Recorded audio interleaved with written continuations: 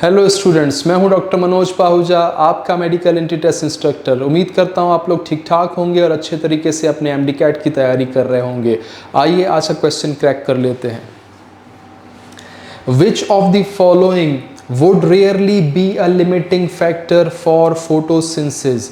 इन option में से कोई ऐसा ऑप्शन बताएं जो कि फोटोसिंथेसिस को रोकने की कोशिश कर सकता है, वो भी रेयरली, कॉमनली नहीं।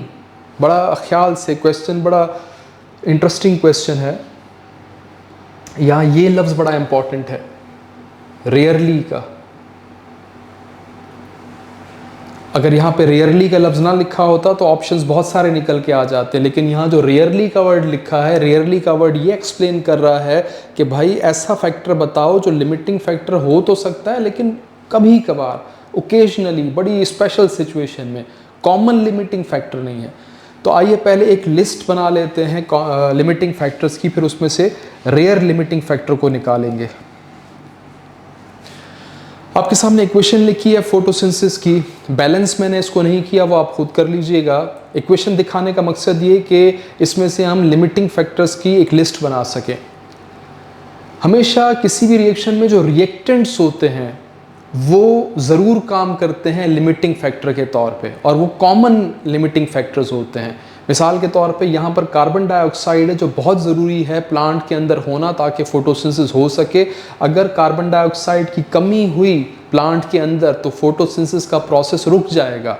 तो ये कॉमन फैक्टर है, कार्बन डाइऑक्साइड की कमी मुमकिन है कि प्लांट में हो जाए जिससे फोटोसिंथेसिस मुतासिर हो सकती है। इसलिए ये एरो में शो कर रहा हूँ कि इसकी कमी लिमिटिंग फैक्टर बन सकती है फोटोसिंथेसिस की, और ये कॉमन है, कॉमन फैक्टर है, रेयर नहीं है, मुमकिन है ऐसा।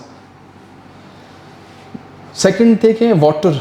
इसी इक्वेशन में दूसरा रिएक्टेंट है वाटर। सॉइल से प्लांट्स वाटर हासिल करते हैं, बहुत ज़रूरी है वाटर का होना। जिस ज़मीन में पानी नहीं होगा उस ज़मीन में पौधे उग नहीं पाते, फोटोसिंथेसिस नहीं हो पाती।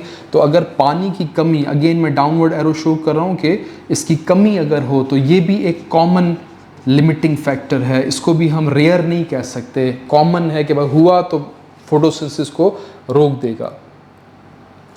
फिर इक्वेशन में तीसरी चीज़ देखें, एरो पे लिखा हुआ है लाइट।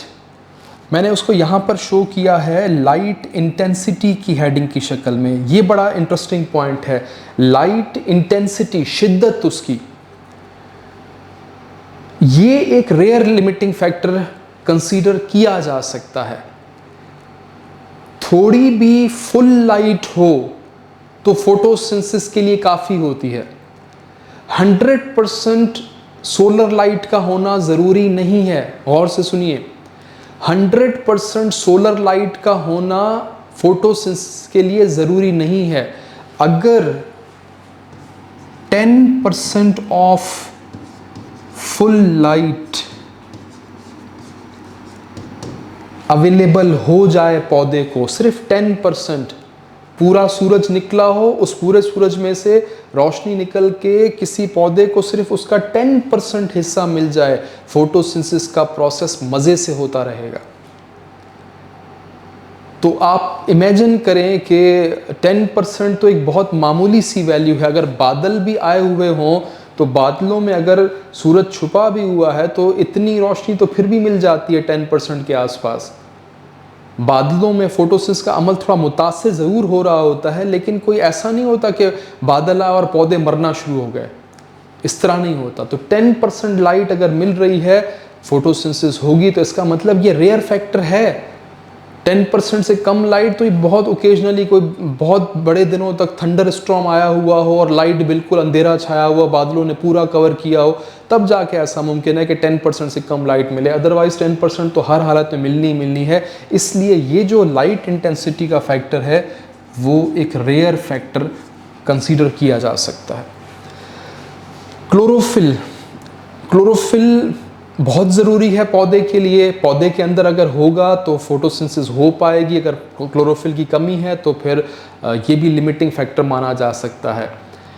इसको भी हम रेयर कह सकते हैं, इसकी कमी रेयरली होती है, हो सकती है मैग्नीशियम की कमी हो जाए पौधे में या नाइट्रोजन की कमी हो जाए पौधे में, उससे क्लोरोफिल का बनना मुतासिर हो सकता है।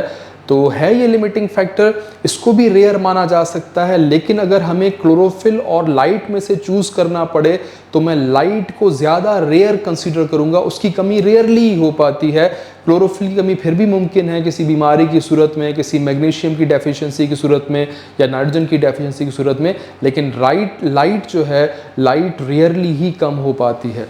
तो chlorophyll is also a limiting factor although it is rare, but अगर मैं वोटिंग करूं लाइट और क्लोरोफिल के दरमियान तो लाइट ज़्यादा ही रेयर है उसकी कमी।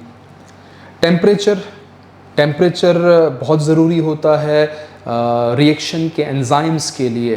टेम्परेचर अगर ज़्यादा होगा तो एंजाइम्स के डीनेचर होने का ख़तरा होता है, टेम्परेचर अगर कम होगा तो एंजाइम्स इनएक्टिव होने का ख़तरा होता है। चाहे एंजाइम डीनेचर हो जाएं, चाहे एंजाइम्स इनएक्टिव हों, दोनों सूरतों में काम नहीं हो पाता, रिएक्शन नहीं हो पाते। तो टेम्परेचर भी एक कॉमन लिमिटिंग फैक्टर है। तो दो ऑप्शंस पे हमारी सुई अटक जाती है, एक ऑप्शन है लाइट इंटेंसिटी का, एक ऑप्शन है क्लोरोफिल का। दोनों रेयर माने जाते हैं, बट ज़्यादा रेयर माना जाता है लाइट की कमी को। लाइट की कमी इतनी ज़्यादा होती नहीं है, 10% ऑफ फुल लाइट भी मिल जाए तो गुजारा हो जाता है और अच्छे तरीके से रिएक्शन फोटोसिंथेसिस का हो पाएगा। तो अपनी लिस्ट में देख लेते हैं कौन कौन से ऑप्शंस हैं। पहला ऑप्शन है क्लोरोफिल, हमेशा इसको भी आप डाउट में रखेंगे, शायद ये शायद लाइट, दोनों ऑप्शंस सूटेबल हो सकते हैं, इसका आंसर हो सकता है। कार्बन डाइऑक्साइड को हम रेयर नहीं मानेंगे, टेम्परेचर को हम रेयर नहीं मानेंगे। अब इन दोनों में से अगर हमें चूज़ करना पड़े, मुकाबला हो इन दोनों के दरमियान, तो मेरा वोट रहेगा लाइट के लिए। लाइट जो है वो रेयरली एक लिमिटिंग फैक्टर है फोटोसिंथेसिस के लिए। हमने क्रैक कर लिया है इस क्वेश्चन को, इसका आंसर है ऑप्शन बी, नोट कर लें।